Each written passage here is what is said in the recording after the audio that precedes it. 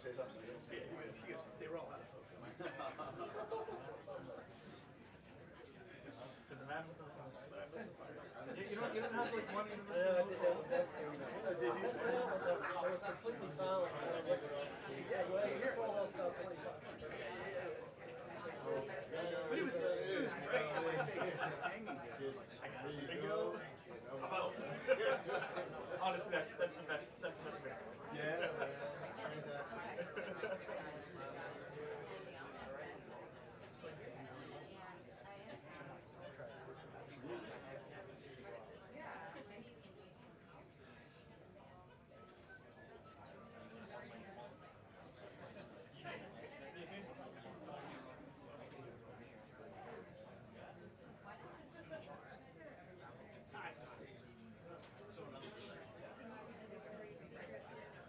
Caroline.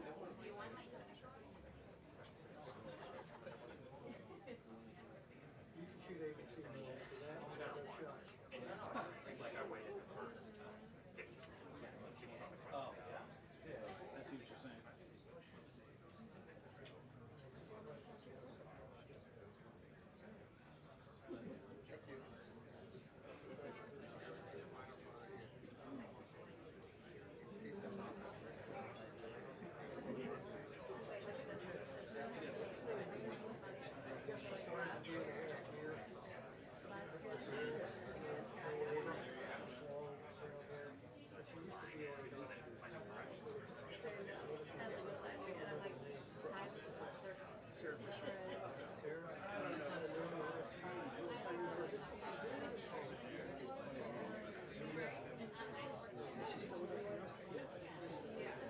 Oh, she's walked by. Saw her a while ago. Lena? I know, forever. She's new. Oh. Yeah, I mean. For being as young as she is, she's good.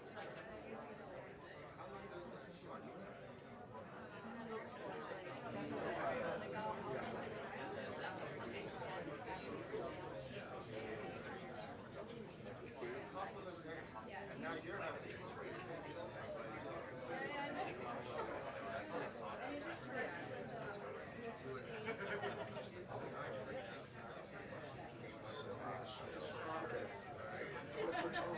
Oh my God. I mean, it looks right from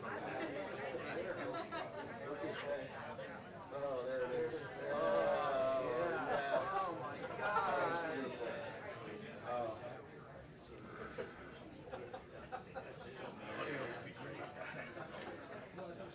his fault is so handsome. Can we post that to your fan page?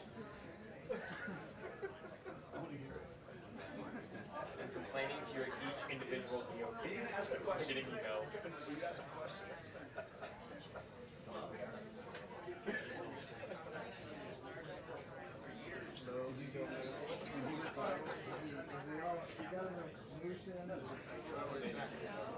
Someone made it recently.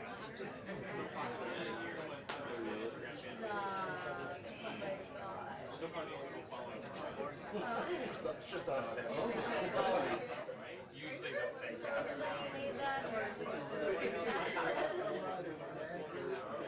The answer was personal.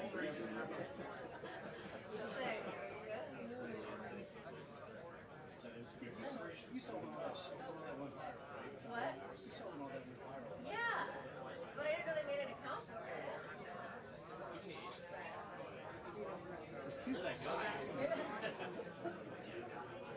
You're the guy from the internet.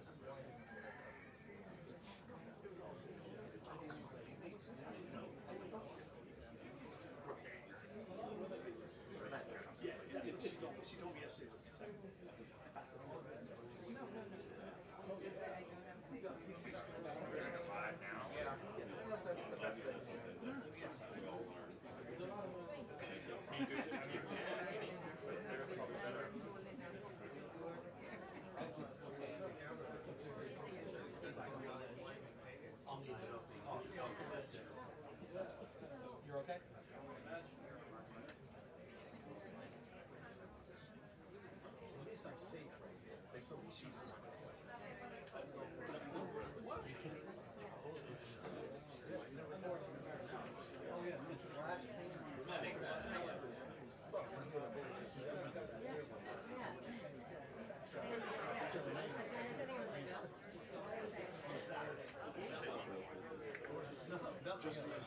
sense. Just that. That was on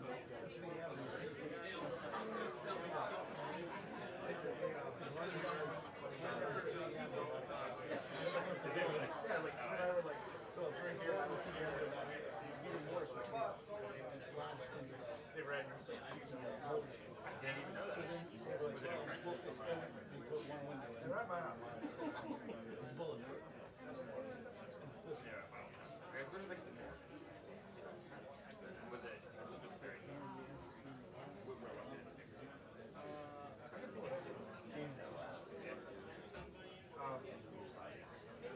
my favorite is yeah, yeah.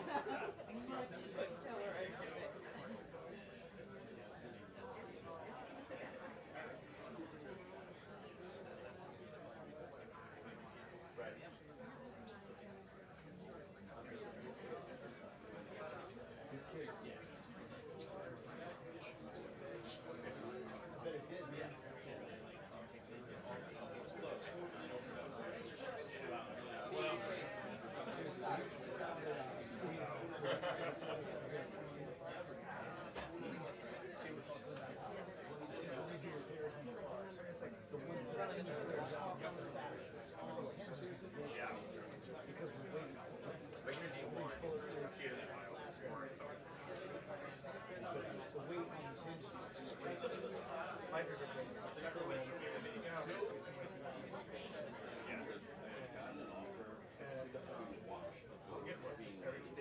Oh, I mean, to be fair, I get turned like an engineer. I'm just like, when the person is like consistently, they're all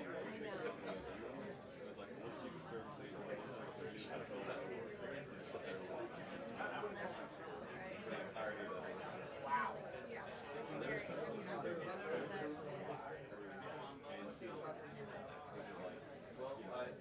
Tens of thousands of dollars each. They're so heavy. Same thing with the engine. If you notice the engine, because they have to like make all the engines for the weight. So If you reinforce the wall that you just go into,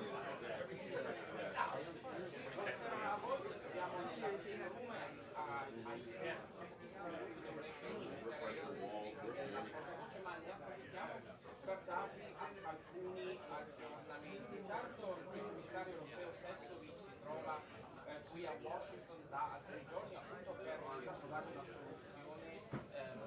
soluzione dei candidati.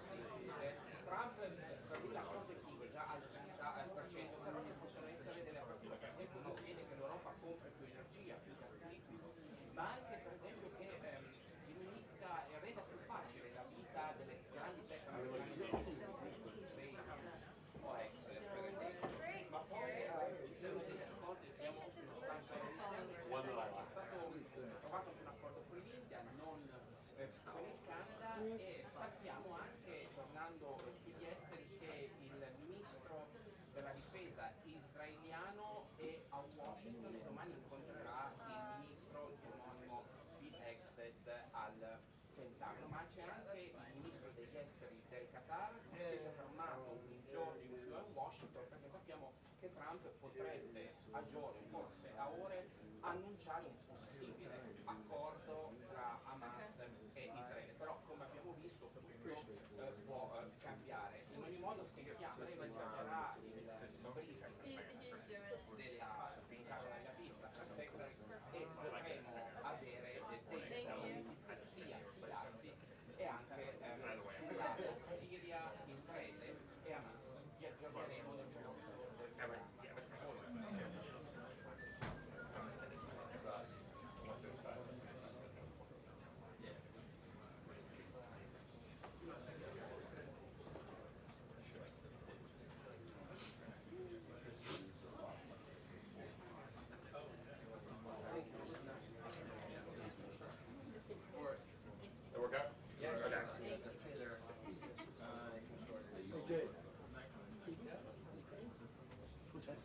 start back when you affect you. Yeah. Well, I mean, Can you? I can send there, but I'm going to block these guys. I'm happy to do whatever. Okay, okay. If you need me to lean some type of way, I can lean That's fine. it. It's just it's the ABC. It's the full need For ABC. ABC.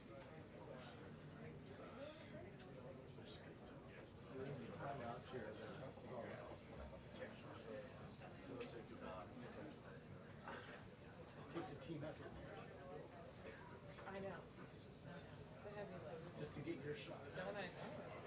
I appreciate it. First time actually doing one.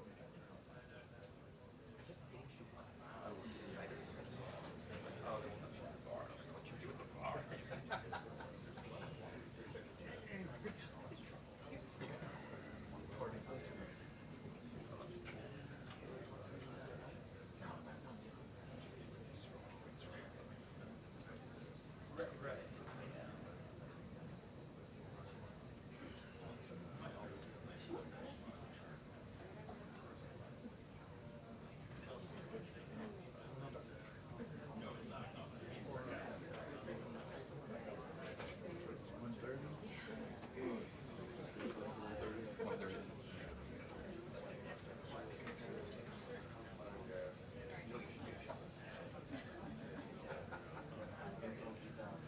The news.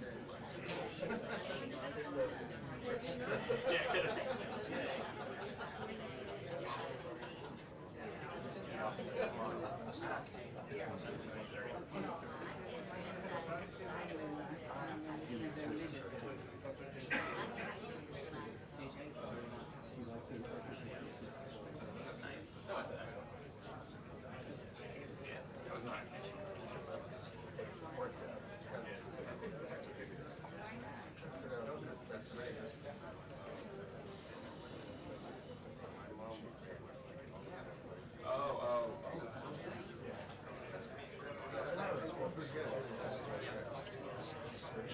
Yeah, yeah.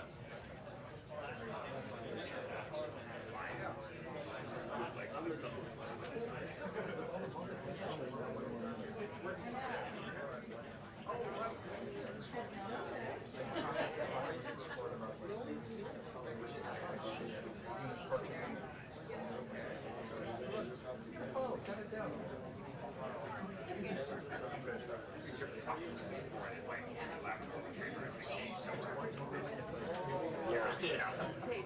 Had a lot of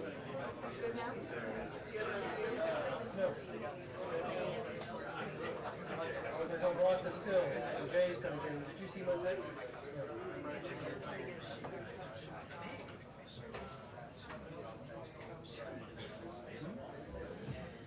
Well, I don't have a shot.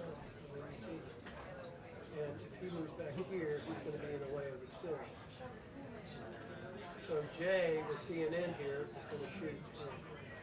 I can shoot Mary. He's gonna shoot. That's what I'm leaning like this. If I'm here trying to get to her, if I'm Sure. shooting right here. Yeah, I mean, that helps me, for sure. If, when she, if they get after it. Yeah. That'd be great. Thank you. Thanks. Appreciate it.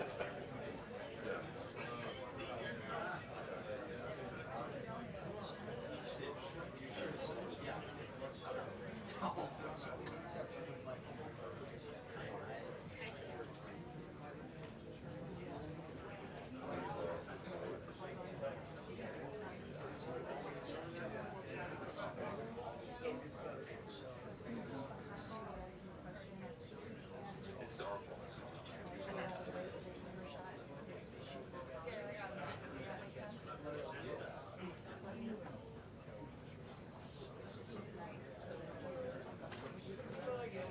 Yeah, so we like. I'm so uncomfortable, but like I have a personal account. And then like basically lean down, scrap all the finances. What percentage came out of our like personal account. So like if I take it 60% for income, which is but it tends to, we like very careful. Like, just like over. No, so much when you're it's pretty, it's almost always like, that's not really very expensive. But we do our percentages, like, right now. That way. Yeah.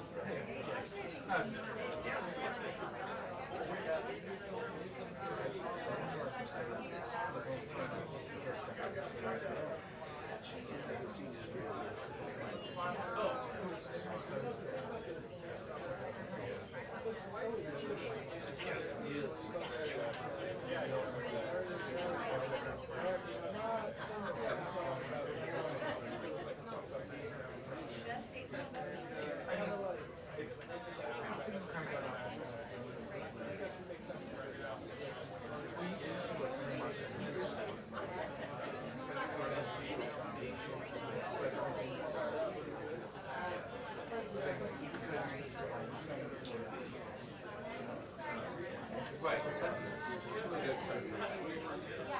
All right, I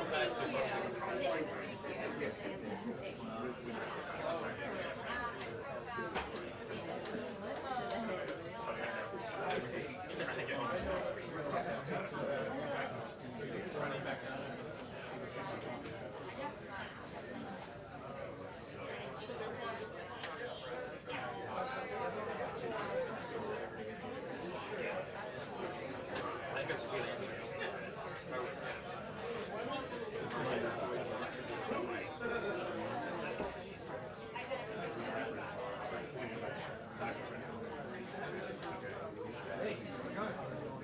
Doing great.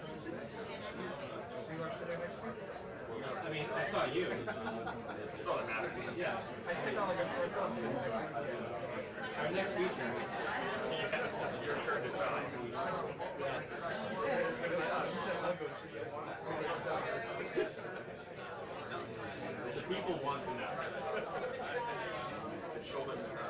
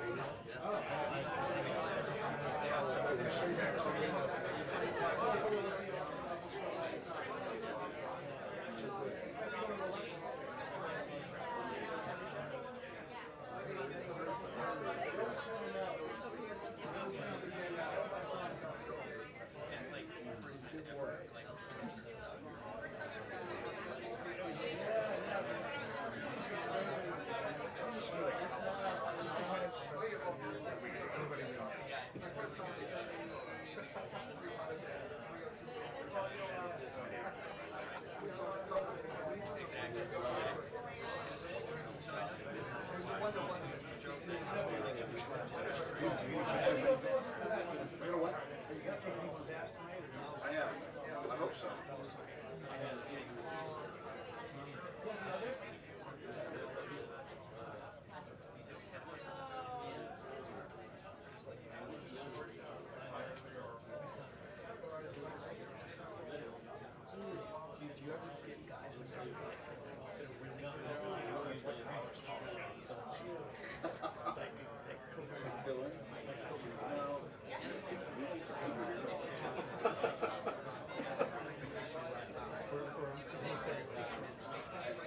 Every single commercial I was in.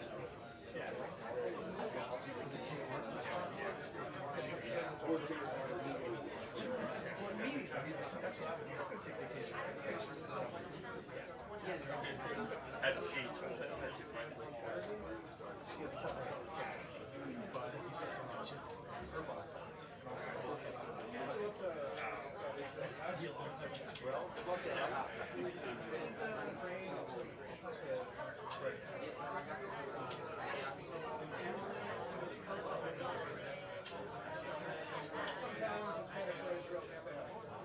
Feels like they're in the news.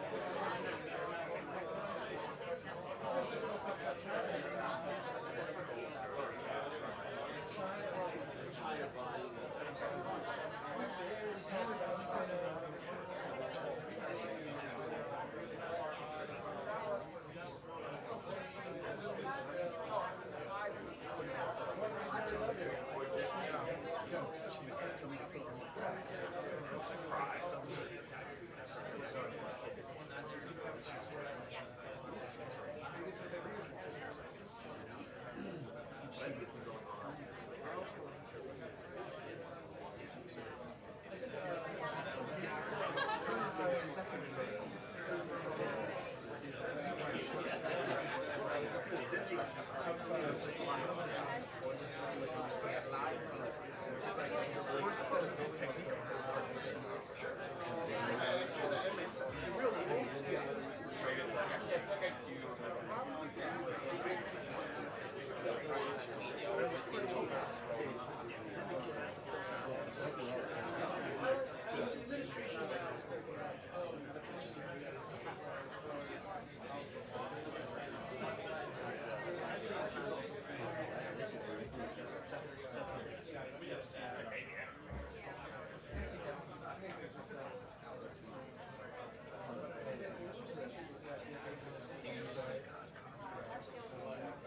Well,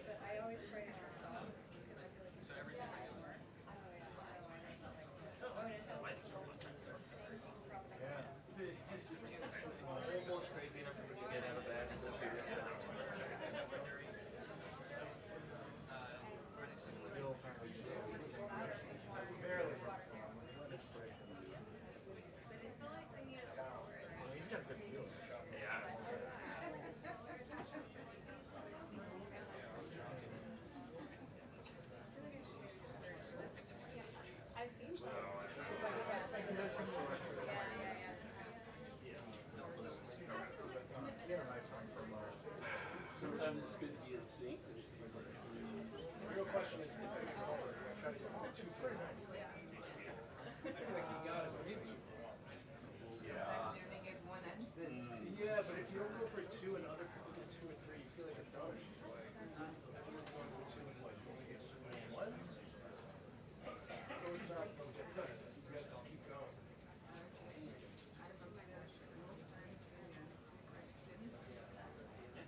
She'll allow the follow-ups. Choosing one or the other, yeah. So I have a follow-up.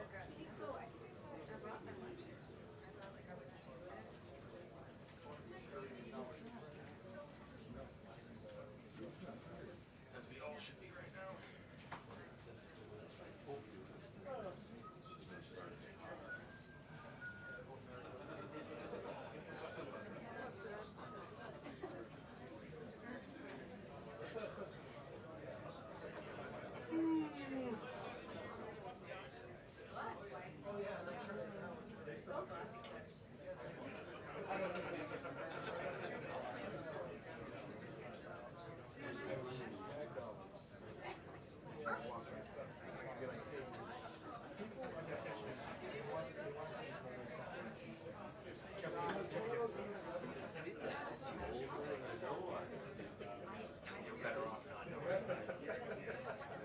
I mean, as far as good news goes, that's pretty solid.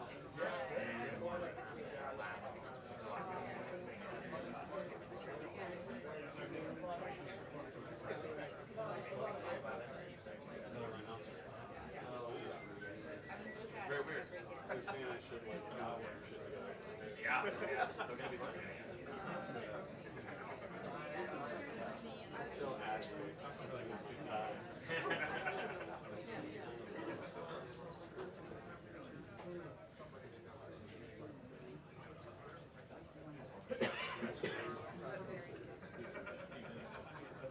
No, he didn't. Like he came to work with that once.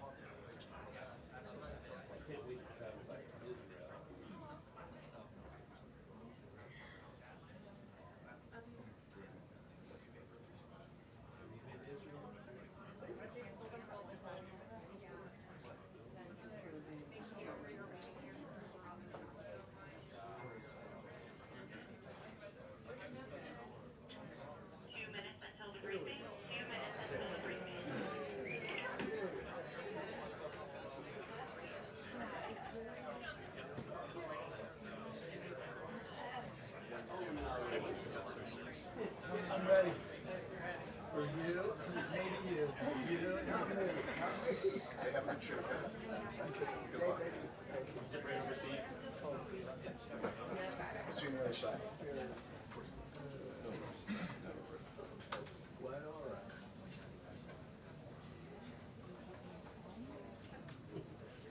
Trump will come out.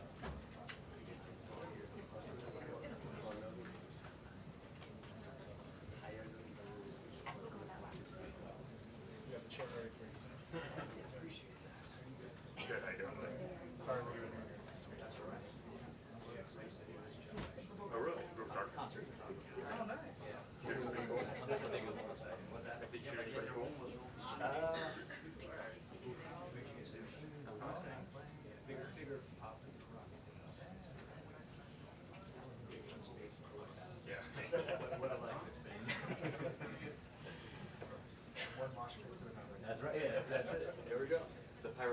are usually less exciting than that. Sometimes. I was gonna say. Yeah.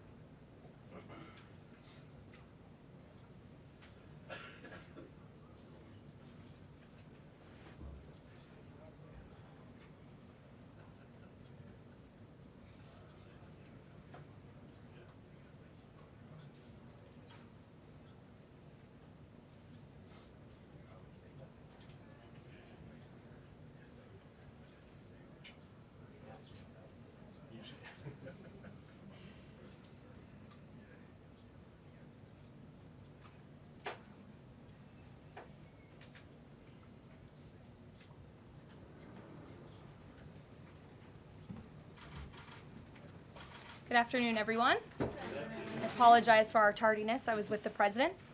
Let me begin with a few scheduling announcements today. President Trump will travel to Scotland, where he will visit both Turnberry and Aberdeen from July 25th to July 29th. During the visit, President Trump will meet again with Prime Minister Starmer to refine the great trade deal that was brokered between the United States and the United Kingdom. And the President and the First Lady will travel to the United Kingdom for an official state visit from September 17th to September 19th later this fall. This will mark a truly unprecedented second state visit for President Trump, and he is honored and looking forward to meeting with His Majesty the King at Windsor Castle. There has been a wave of positive economic news over the past week, which I would like to highlight today. Joe Biden's inflation crisis has been defeated. Prices paid to American businesses for goods and services were flat in June, which is lower than all 50 forecasters in the Bloomberg survey predicted. And core inflation, which is the best measure of inflation, came in lower than expected again in the month of June. Since President Trump took office, core inflation has tracked at just 2.1% overall and has come in below or at economists' expectations every single month. Wages are growing at a strong pace and prices are falling for everyday Americans. We also saw prices for new and used vehicles and airfares drop last month. In addition, prices for gas, fuel oil, energy commodities, hotels, airfare, public transportation, and fresh vegetables are all down over last year. As we said all along, trust in President Trump. The American dream is back, and everyday families are already reaping the benefits of this incredible economic turnaround in just 6 months.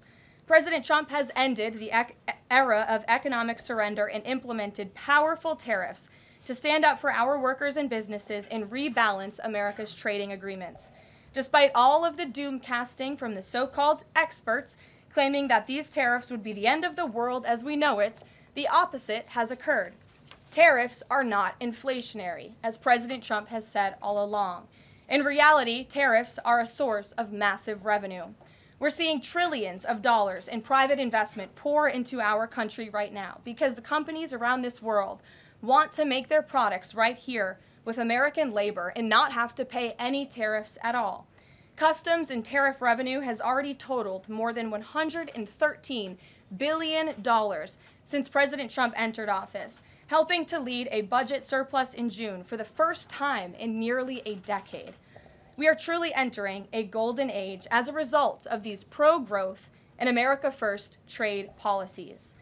On another matter, yesterday in the East Room, the president was proud to sign the Halt All Lethal Trafficking of Fentanyl Act into law, surrounded by angel families to help finally end the devastating fentanyl crisis that has ravaged millions of Americans.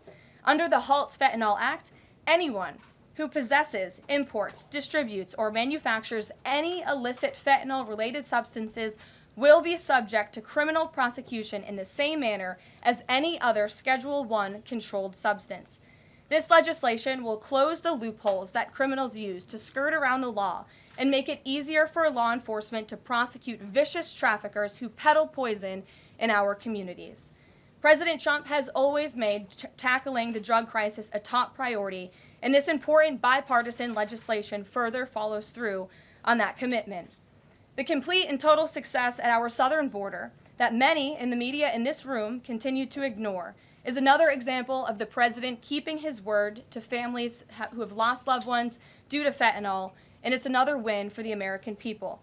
Customs and Border Protection just released the final operationalized stats for the month of June, and I must highlight some of these incredible numbers. There were only 6,072 Southwest apprehensions in June, 15% lower than the previous record that this president set in the month of March. To put that in perspective, the Biden administration routinely saw the same number of encounters in a single day, and on many days, that number was more than 10,000 apprehensions at the Southwest border. There were also 0 illegal aliens released along the Southwest border for the second consecutive month in a row. President Trump promised to end the illegal alien invasion, and he has delivered on that promise to the American people in record time. With the border sealed, deportations are ramping up. This past weekend, our brave ICE agents were arresting violent criminal illegal aliens all across the country. ICE Atlanta arrested an illegal alien from Mexico, convicted of attempted rape of a child in North Carolina. ICE Baltimore arrested an illegal alien from Guatemala who was previously convicted for sexual abuse of a minor in Maryland. ICE Houston arrested a criminal illegal alien from Mexico whose previous conviction includes aggravated sexual assault of a child in Texas. ICE Salt Lake City arrested a 32-year-old illegal criminal alien from Mexico who was previously convicted for child abuse and injury. ICE Baltimore arrested a criminal illegal alien from El Salvador convicted in Maryland for possession of child pornography. And ICE San Antonio arrested a criminal illegal alien from Mexico convicted of aggravated sexual assault in Texas. The men and women of ICE are heroes. They are putting their lives on the line every day to get the worst of the worst, these types of criminals, out of our communities and out of our country. And the president continues to strongly have the backs of all ICE agents who are doing their jobs to keep all of us, including everyone in this room, safe. The facility, one second. In other news, following President Trump's bold executive actions protecting American children from irreversible chemical and surgical mutilation, the largest provider of these barbaric practices will now be closing its doors. The facility in Los Angeles, California, is just the latest facility downsizing or eliminating their irreversible and harmful services that feed into the lie that you can somehow change a child's sex. The Biden administration peddled dangerous policies that defied medical science in favor of radical transgender ideology. But President Trump has put an end to that to ensure America's children's innocence is protected and our children can lead healthy and productive lives. Finally, last night, Senate Republicans passed President Trump's $9 billion recisions package.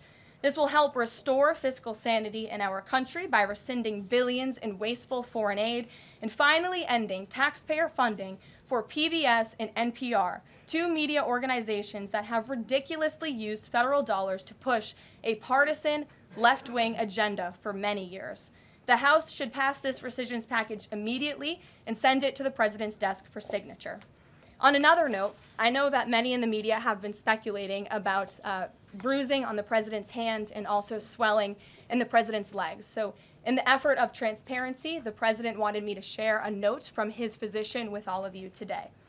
In recent weeks, President Trump noted mild swelling in his lower legs.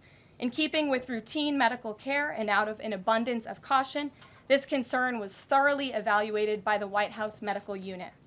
The president underwent a comprehensive examination, including diagnostic vascular studies. Bilateral lower extremity venous Doppler ultrasounds were performed and revealed chronic venous insufficiency, a benign and common condition, particularly in individuals over the age of 70. Importantly, there was no evidence of deep vein thrombosis or arterial disease. Laboratory testing included a complete blood count, comprehensive metabolic panel, coagulation profile, D-dimer, B-type natriuretic peptide, and cardiac biomarkers. All results were within normal limits. An echocardiogram was also performed and confirmed normal cardiac structure and function. No signs of heart failure, renal impairment, or systemic illness were identified. Additionally, Recent photos of the president have shown minor bruising on the back of his hand. This is consistent with minor soft tissue irritation from frequent handshaking and the use of aspirin, which is taken as part of a standard cardiovascular prevention regimen. This is a well-known and benign side effect of aspirin therapy. And the president remains in excellent health, which I think all of you witness on a daily basis here. So the president wanted me to share that note with all of you. I'm happy to take further questions on it. We will provide the memorandum from the president's position to all of you, as we always do. And we'll get to questions. Here in our new media seat, we have Frank Corva, who's the White House correspondent for Bitcoin Magazine, which comes at a timely week with crypto legislation moving across Capitol Hill. So why don't you kick us off, Frank, and thanks for being with us. Thank you so much. We appreciate it, Ms. Leavitt. Sure. I was curious to hear if the president was in favor of removing any and all language around central bank digital currencies from the Genius Act, maybe as a means to get it across the line and get it on his desk. And then my second question was about something the president spoke about in this room. He talked about a $600 de minimis tax exemption for Bitcoin and other crypto spending. So I was just wondering if you could comment on those. Sure. Well, the president did signal his support for a de minimis exemption for crypto, and the administration continues to be in support of that. We are definitely receptive to it to make crypto payments easier and more efficient for those who seek to use crypto as simple as buying a cup of coffee. Of course, right now that cannot happen, but with the de minimis exemption, perhaps it could in the future, and we will continue to explore legislative solutions to accomplish that. As for the central bank digital currency and the Genius Act, which you noted has passed through Congress and will be sent to the president's desk. I believe the House is voting on it. If they haven't, they should be passing it. We know we have the votes, and we expect it to get to the president's desk, and we are planning a signing ceremony tomorrow afternoon. All of you will get more details on that. This piece of legislation is going to make America the crypto capital of the world, and that's what the president promised. As for a central bank digital currency, the president opposes that. He made that promise to the American people on the campaign, and while it's not in this specific piece of legislation, he did sign a January executive order banning a central bank digital currency. The administration supports Congress's efforts to codify that executive order into law, and I believe there will be future pieces of legislation in regards to crypto that will be moving through Capitol Hill. The president looks forward to signing them, and he looks forward to the signing ceremony this afternoon. So thank you for being with us today. Sure. Jackie. Thank you, Caroline. There's been a lot of discussion about the Epstein files and the president's comments yesterday calling it a hoax. Can you clarify which part of the Epstein hoax is the hoax part? The president is referring to the fact that Democrats have now seized on this as if they ever wanted transparency when it comes to Jeffrey Epstein, which is an asinine suggestion for any Democrat to make. The Democrats had control of this building, the White House, for 4 years, and they didn't do a dang thing when it came to transparency in regards to Jeffrey Epstein and his heinous crimes. It was this president who directed the Department of Justice and the Attorney General to do an exhaustive review of all files related to Jeffrey Epstein, which they did. The Attorney General and the FBI, led by Pam Bondi, Dan Bongino, Kash Patel, these are great patriots, some of the most trusted voices in the Republican Party movement. It's part of the reason the president appointed them to these high law enforcement positions, and they spent many months going through all of the files related to Jeffrey Epstein, and they concluded what they found in that memo, which they drafted and they released. And so the president has been transparent. He has followed through on his promises to the American people, but he doesn't like to see Democrats and the mainstream media covering this like it's the biggest story that the American people care about. The president has been working so hard this week. On Tuesday, he went to Pennsylvania, where he secured $90 billion in investments for the Commonwealth, for the people of that state. After that, he came back to the Oval Office at 8 p.m. He went in there to whip votes to get the Genius Act signed into law. And because of his efforts, that bill is now going to be signed and passed. The following day, yesterday, he meets with a foreign leader, the King of Bahrain, to secure more investments into this country. And then yesterday afternoon, the president is in the East Room of the White House mourning with parents who have lost their children because of fentanyl, signing a bipartisan piece of legislation. And not a single cable network in this country took that event live and covered that event like they should. Those are the issues the president cares about. What could be more important to the American people than helping families who have lost their children? Those are the issues this president is going to remain focused on. I understand he wants to move on from the story, but you do have some prominent figures, including the Senate Majority Leader, the House Speaker, voicing support for the files to come out. Representative Massey collecting signatures that would force a discharge petition for a vote on the floor for this. It doesn't seem to be going away. What is stopping the administration from just redacting any sensitive information, grand jury information, and putting out what is appropriate so that the American people can decide and then let this story die? Well, in terms of redactions or grand jury seals, those are questions for the Department of Justice. Those are also questions for the judges who have that information under a seal, and that would have to be requested, and a judge would have to approve it. That's out of the president's control. He has said, in agreement with some of the leaders on Capitol Hill, that if the Attorney General and the Department of Justice come across any other credible evidence, they should provide that to the American people. The president has said that, and he agrees with them on that. Why did he fire Maureen Comey? The Department of Justice did, and I would defer you to them. Dasha.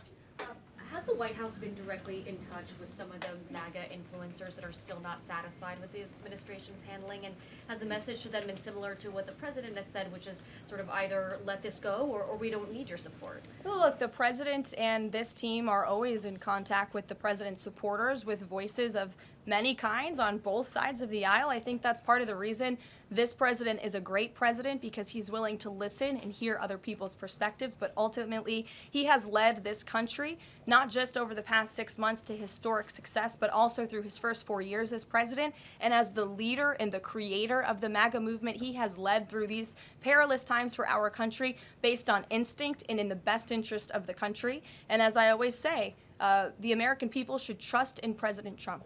John, Fed Chair. Go ahead, John.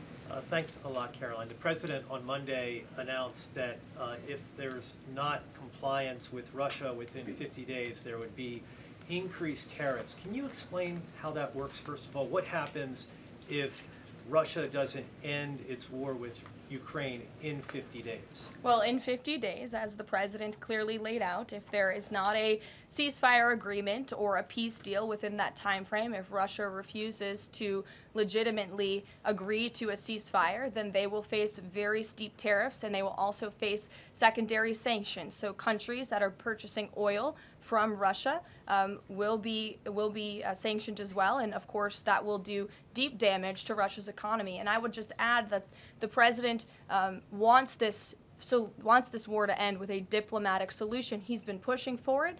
This administration has spent many hours and a lot of time trying to solve this war very far away, but the president wants to stop the killing, and he wants to save lives. Reagan, go ahead. ahead. What you were saying, Caroline. Reagan, go ahead. I have two questions for you. It's just about, if I may, just about the tariffs, the first part. I get the secondary tariffs, but there was only $3 billion worth of trade between the U.S.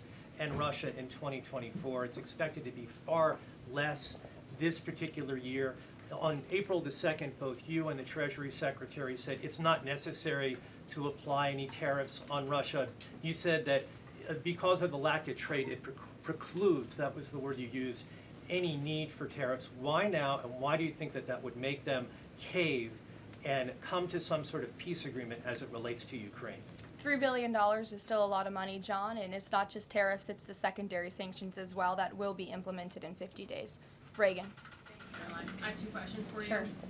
First on Congress. Congresswoman Salazar introduced legislation that would give some illegal immigrants in the country a path to citizenship. 10 Republicans signed on to what she's calling the Dignity Act. I'm curious what the White House's position is on the legislation and if the president would veto this bill if it made it to its desk. From my understanding, the White House nor the president has actually read through this legislation. We've been focused on, of course, the One Big Beautiful Bill, which passed, which is another historic accomplishment of this president in record time. The Genius Act this week, the recisions package, that's been the focus of the White House. But the president has made it very clear he will not support amnesty for illegal aliens in any way. I want to give you a chance to respond to the CEO of NPR. She's claiming that the cuts to their network will, quote, be a real risk to public safety of the country. Murkowski has argued that public broadcasting stations save lives. Could you respond to these concerns? The NPR CEO said cutting NPR will be a risk to public safety. I am not sure how NPR helps the public safety of our country, but I do know that NPR, unfortunately, has become really just a propaganda voice for the left. Just a few examples for you. In 2020, NPR refused to cover The Hunter Biden laptop scandal in the run-up to the election, they said their assertions don't amount to much, writing they did not want to waste the listeners' and readers' time on stories that are just pure distractions. That does not sound like an unbiased opinion. That sounds like a partisan opinion to me. And this is a taxpayer-funded organization. In 2018, that same CEO that you're talking about called the president in the Oval Office, who nearly 80 million Americans elected, she called him racist, shared a photo of herself wearing a Biden for President campaign hat, serves on the board of a Soros-funded activist group. In 2020, PBS's White House correspondent at the time characterized President Trump's speech then at Mount Rushmore as a love letter to white resentment, promoting the myth of America. In 2017, PBS devoted an entire panel talking about what it means to be woke and white privilege. In 2023, PBS's Washington Week Roundtable covered up Joe Biden's clear mental divide. That's actually quite the clip. I would encourage all of you to look at it. These are not honest news organizations. These are partisan, left-wing outlets that are funded by the taxpayers. And this administration does not believe it's a good use of the taxpayers' time and money. Ed Lawrence. Yeah, thanks, Carol. I want to ask you about the Federal Reserve. So does the president believe that the slightly restrictive monetary policy stance right now, could that cause an economic slowdown? And if he does believe that, when? What pause are you referring to? No, could the stance of the monetary policy is slightly restrictive? Does the president believe that that stance, the slightly restrictive stance, could cause an economic slowdown in itself? I haven't heard the president discuss that specifically, but what I do know in regards to the Federal Reserve is the president's been very transparent about his displeasure with both the policies and the management of the Fed, and he spoke about that to all of you pretty extensively in the Oval Office yesterday. Yeah, and last month, one more if I could, last month the Canadian Prime Minister said the president had agreed to a July 21st deadline to sort of work towards a trade agreement. That's 4 days from now. Could there be a trade agreement with Canada in 4 days? Well, look, we'll see. The trade team continues to be very active in our conversations and discussions with Canada. The president himself has said, unfortunately, our neighbors to the north have been pretty difficult to deal with when it comes to matters on trade. But in trade, generally speaking, as you know, 25 countries have received letters thus far from the president directly with his big, beautiful signature on them, from Japan to Korea, South Africa, Kazakhstan, Malaysia, just a few countries, and Canada also received a letter for 35%. With that said, if countries want to have legitimate further discussions, the Trump administration and the president's trade team are willing to have further talks, but these letters these countries have been receiving are the deals. And as the president has said, those deals will be made. They are tailor-made to each and every country based on the United States' concerns and what's in the best interest of the American worker and the American people. Caroline. Charlie, go ahead. Thank you, Caroline. No, I called on Charlie, but Deanna, you can go ahead too. Go ahead. The president said that he floated the idea of a special prosecutor in the Epstein case. Can you confirm that? And has he asked the Attorney General to do this, to appoint a special prosecutor to look it over? Well, the idea was floated from someone in the media to the president. The president would not recommend a special prosecutor in the Epstein case. That's how he feels. And as for his discussions with the Attorney General, I'm not sure. Deanna. Thank you so much. Do you know what the president's reaction was to Mike Johnson saying that he wants additional files released, the Epstein files? Was there a conversation with Mike Johnson about that following his comments? I won't discuss the president's private conversations with the Speaker of the House, but as I answered to Jackie's question earlier, the president has said if the Attorney General and the Department of Justice and the FBI have any more credible evidence in regards to Jeffrey Epstein's crimes, they should put that forward. He has called on them to do that. Sure. Thank you, Caroline. With a few days. I'll go to all of you, starting with the lady in the blue. Go ahead. With a few days to the August 9th deadline, how are the negotiations with Europe going? There's some sticking points. What are they? Can we expect a delay, or should we expect a deal soon?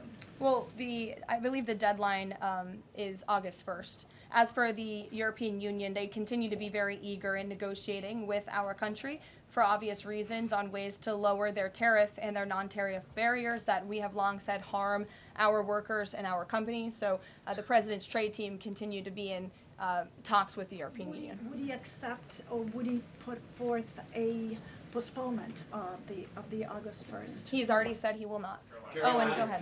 Good afternoon, Caroline. In Gaza today, Holy Family Catholic Church was struck by an Israeli shell. Yes. 3 people were killed, 10 wounded. What is the president's reaction to that church coming under fire? It was not a positive reaction. He called Prime Minister Netanyahu this morning to address the strikes on that church in Gaza, and I understand the Prime Minister agreed to put out a statement. It was a mistake by the Israelis to hit that Catholic church. That's what the Prime Minister relayed to the President, and you should look at the Prime Minister's statement that will be coming out.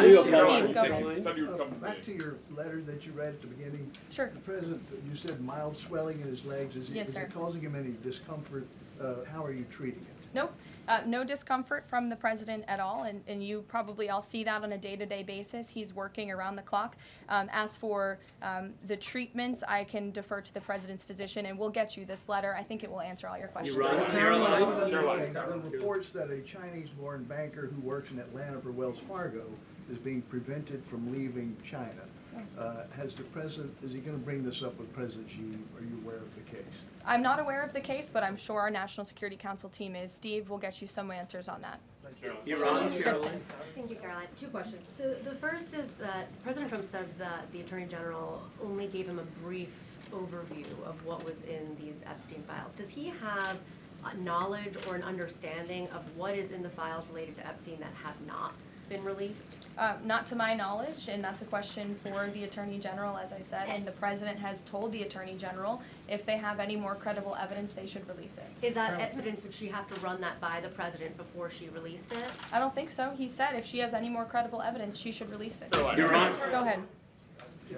Thank you. Go ahead, yes. Great. Thank you, Caroline. 2 questions. One, today... And you can go ahead, Andrew. Don't worry. Today, tens of thousands of folks are rallying nationwide to honor the legacy of Congressman John Lewis. Meanwhile, Republicans in Texas reportedly are working to redraw congressional maps at President Trump's urging.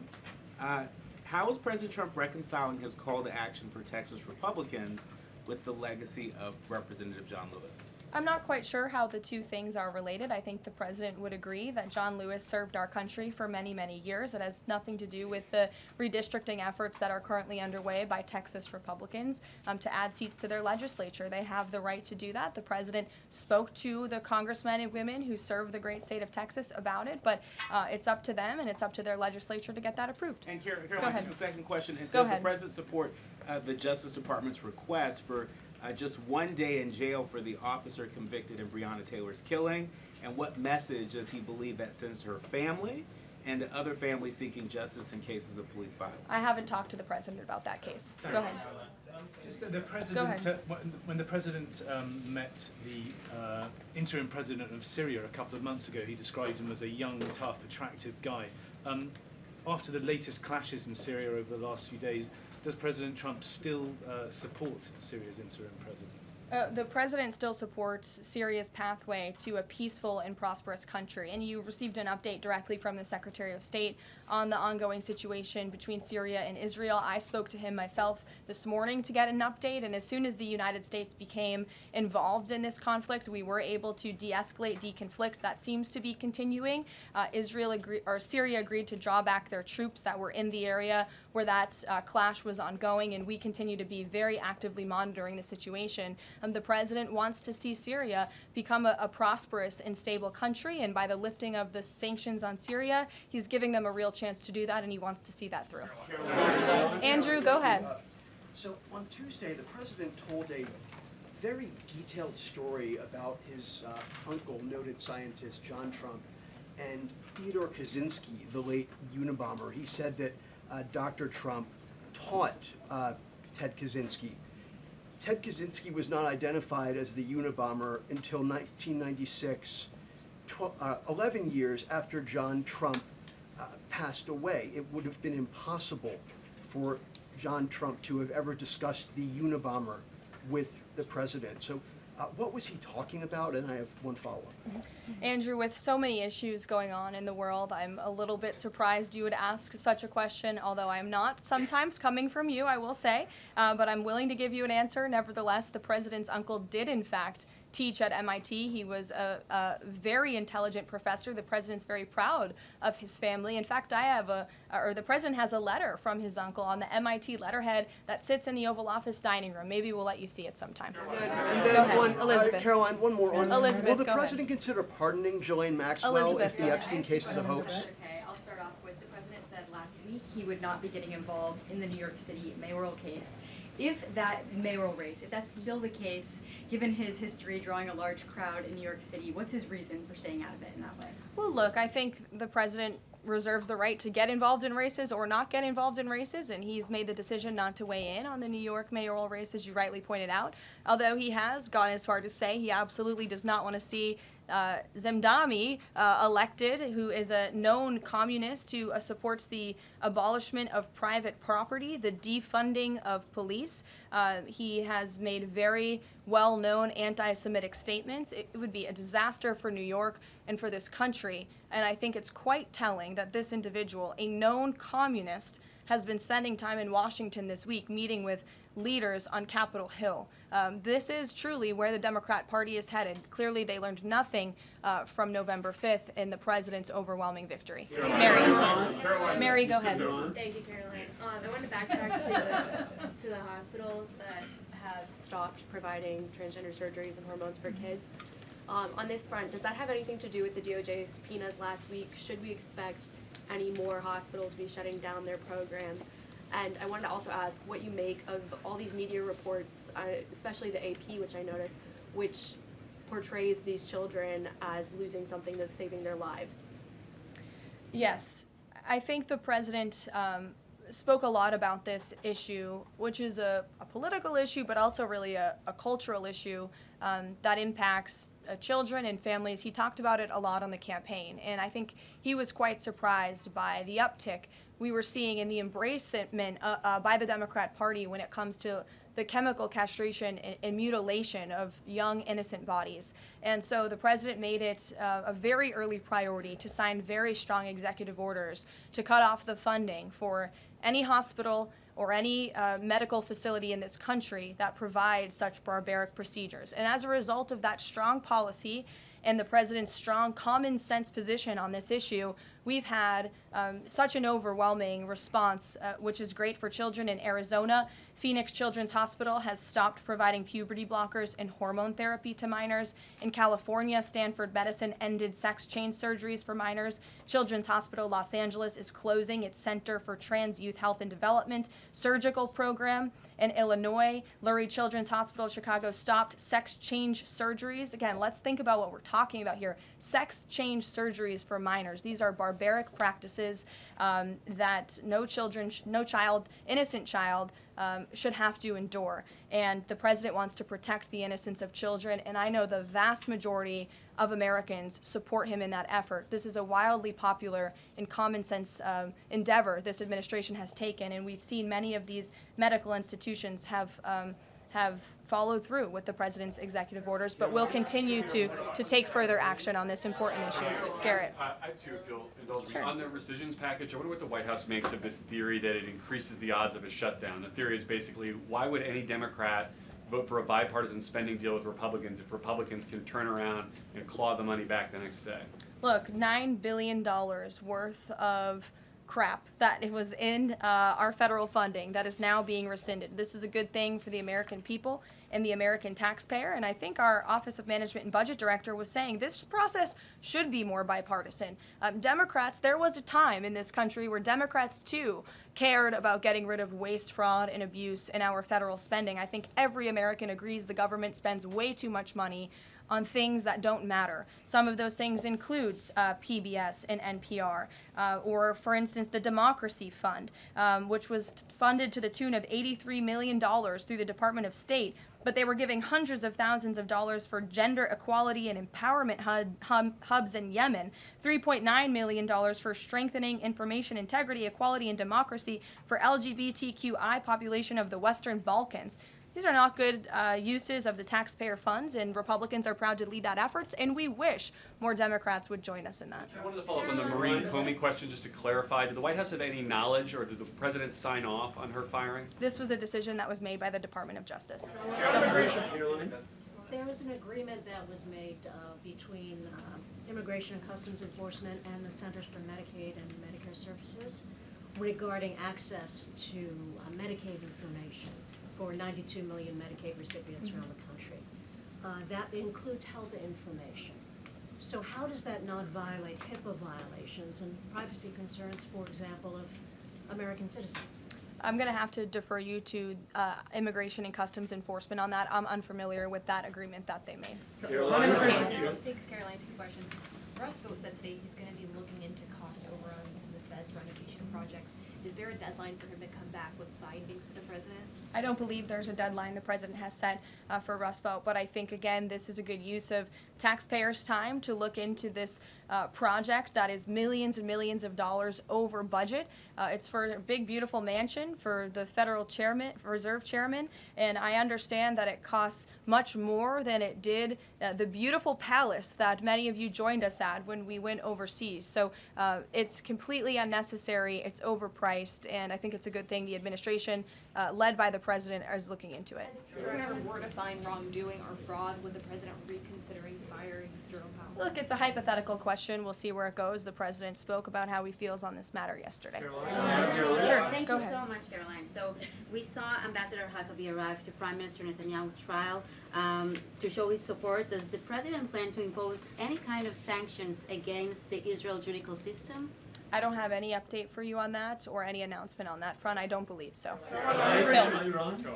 Does the president believe that justice has been served in the Epstein case? Look, the president believes that he directed the Department of Justice to do an exhaustive and thorough review, and they did that. And they all agreed, the FBI director, the deputy FBI director, the attorney general, on the memo that they drafted and they released. Thank you, Caroline. Just a follow-up on Reagan's question. Representative Salazar's bill, it grants illegal aliens with legal status for 7-year increments. It also gives permanent path to residency for so-called dreamers. And, you know, President Trump and Labor Secretary Chavez, who previously co-sponsored a version of this bill when she was in the House, they've spoken about a work deal similar to the bill, I believe. What's the difference between a work deal and amnesty? Look, as I told Reagan, the president, the White House have not reviewed this specific piece of legislation. It's just not where our focus has been. But the president, for one, has been very clear he does not support amnesty. We'll go to, oh, look at some friends in the back. Brian, go ahead. You didn't show up early enough to get some good real estate up here. I love it. Any update on the auto pen? I know that there was the DOJ and some others were looking into the thousands of documents that were signed off just before Joe Biden left office. Any update on the auto pen? Yes. I'm not laughing at you. I'm just laughing at how far away you are, and you're going to need to get some microphones back there. On the auto pen investigation, yes. The White House counsel's office has launched their own investigation into former President Biden's usage of the auto pen. We have requested some documents from the National Archives, and again, as I've said many times from this podium, and the president has said as well, it's incredibly important that we get to the bottom of who really was at the tip of the spear in the decision-making process here in the White House, because former President Biden himself admitted to the New York Times, I understand he never gave interviews when he was here, but now all of a sudden he wants to give one, and he said that he did not actually review every single pardon that he signed on his way out the door. That's incredibly concerning, and I can tell you it's something this president would never tolerate. This is a president who is signing things all the time. Any document that has legal implications, this president's signature is on it because he's the one making the decisions. It does not appear that was the truth in the previous White House, and I know the American people want to receive answers on who was running the show, because the decisions that were made in this place really destroyed our country, and we deserve to get to the bottom of it. Mark, in the back. Thanks. Some Christian groups are complaining that they are not able to get visas as quickly to travel to Israel, and it's been elevated to Ambassador Huckabee's station. Is the White House aware of that? Does it have any reaction to that? And is that part of the president's disappointment with Netanyahu's government?